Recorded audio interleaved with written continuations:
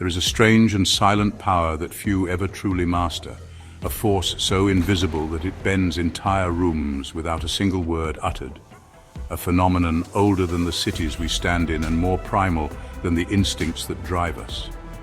And it begins not with the mouth but with the mind, a mind so still that it makes others tremble without knowing why.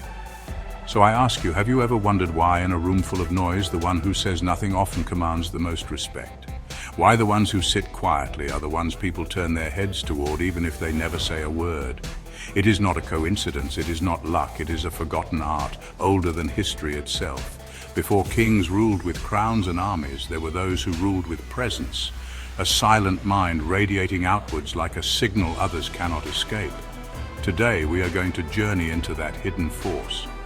But before we dive deeper, if you find yourself drawn to the idea of mastering your own silent power, if you've ever felt the weight of wanting control but never knew how to claim it without shouting or forcing it, then take a second, subscribe, like this video, and leave a comment telling me what silent strength means to you.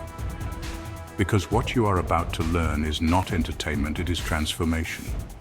And only those ready to walk through the fires of true self-mastery will understand the path we are about to tread. The silent mind begins where the noisy world ends, and history whispers its secrets to those who are willing to listen. In the ancient courts of Persia, there was a man named Atesh, who, though born a peasant, rose to counsel kings. Not through wit or wealth, but through a silence so profound that when he entered a room, even generals stopped speaking mid-sentence. It was said he once stood in the throne room of Darius the Great, and without a word, convinced the king to change the course of a war. How? Not with argument, not with threat, but with something deeper, an aura, a silent certainty that made men doubt their own positions without him needing to refute them. Nietzsche once wrote, "The tree that would grow to heaven must send its roots to hell," and Atesh knew this better than anyone. He had descended into himself, battled every shallow craving for approval, every ego scream for attention, until all that remained was a mind so deep, so rooted, that others instinctively leaned toward it for stability without even understanding why. And in our world today, drowned in noise and cheap attention, the silent mind has become even rarer, even more powerful. When you walk into a room and speak not a word but hold your own center with complete ease, you force others to confront the noise within themselves, and they hate it, and they respect it, and they cannot help but notice you. It is written into our ancient survival instincts. When in a tribe someone sat silent by the fire, it meant one of two things: either a fool too broken to understand the stakes, or a leader who had mastered himself beyond the need for validation. And our nervous systems are still wired to detect the difference. The problem today is that most people have not mastered their own storms. They are carried by them. They are talking over their own thoughts, drowning themselves in music, conversation, opinions. They are terrified of silence because in the silence, their true fears, doubts, and weaknesses claw to the surface. And when someone enters with a silent mind, it is like standing before a mirror they cannot escape. They feel exposed, unmasked, and they instinctively defer to the one who has no need to fill the void. But mastering this presence is not as simple as closing your mouth. Silence alone is nothing. True silent power is forged deep in the fires of self-confrontation. You must sit alone long enough to meet every broken piece of yourself without flinching. You must stare into your own abyss without blinking. Nietzsche warned, when you gaze long into an abyss, the abyss also gazes into you, and this is the trial the silent ones pass.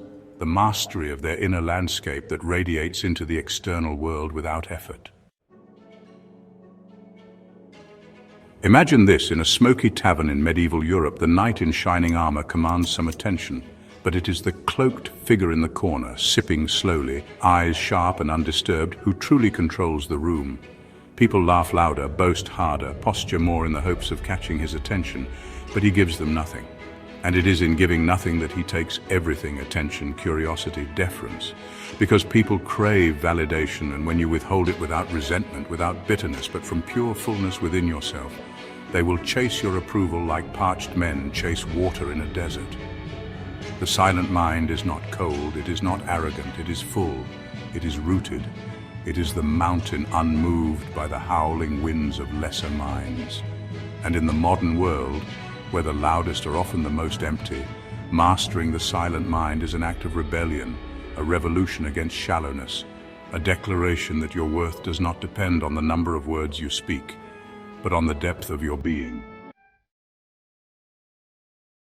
In the high courts of ancient Japan, samurais who had truly mastered Zen were feared not for their swords, but for their serenity. A samurai who had emptied himself of internal chatter could predict an opponent's move before they made it.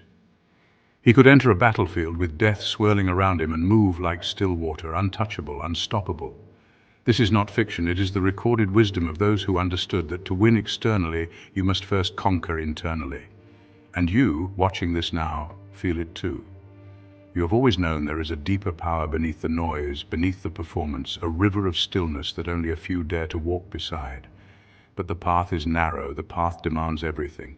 It demands the death of the approval addict within you, it demands the burial of the performer, the talker, the pleaser, until all that remains is presence itself, pure, unshakable, alive. When you enter a room, your silence must not be empty, it must be full, it must be heavy with certainty, calmness, focus. You do not speak because you have nothing to say, you do not speak because you already know. And those who do not know will either fear you, hate you.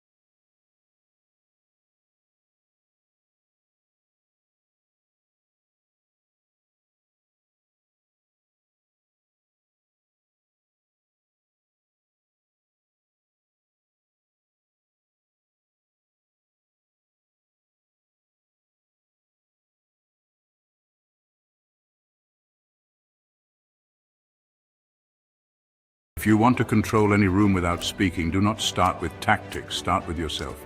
Descend into your own hell, send your roots so deep that no storm can uproot you. And when you rise again, your silence will speak louder than 1,000 armies, your stillness will command more loyalty than 1,000 speeches, and your mere presence will alter the fate of every room you ever enter. Remember, true power is not spoken. It is felt, it is earned, and it is born in the quiet crucible of the silent mind.